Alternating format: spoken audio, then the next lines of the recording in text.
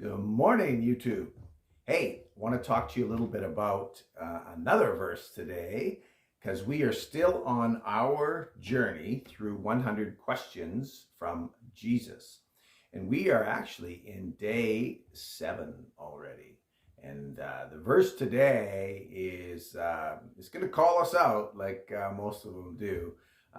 It's going to call us out and make us think a little bit, which is good. That's what we want. We want to challenge ourselves. We can't get better without looking under the hood once in a while and seeing in areas where we can actually improve. So let's have a look here. The verse today comes out of Matthew 9:4.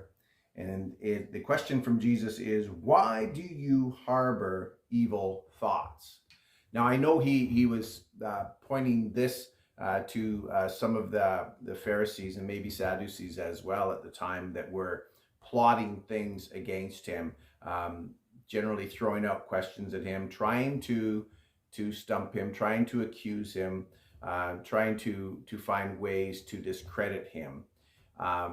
But this question, why do you harbor evil thoughts, is something that all of us need to take consideration of, because we all don't always have the best thoughts. Sometimes we have very evil thoughts of the things that we would like to do, the things that we think about others that have hurt us or have annoyed us or otherwise.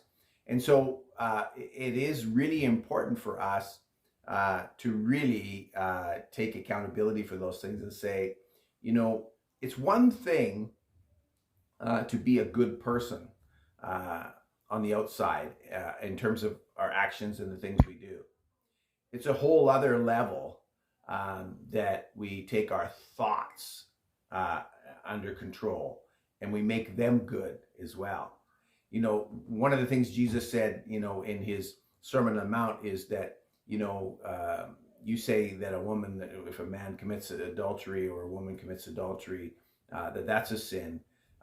And he basically said, well, even those that think about adultery, even those that look upon a woman with lust in their heart, have committed adultery. So that takes our holiness or our righteousness to a whole new level.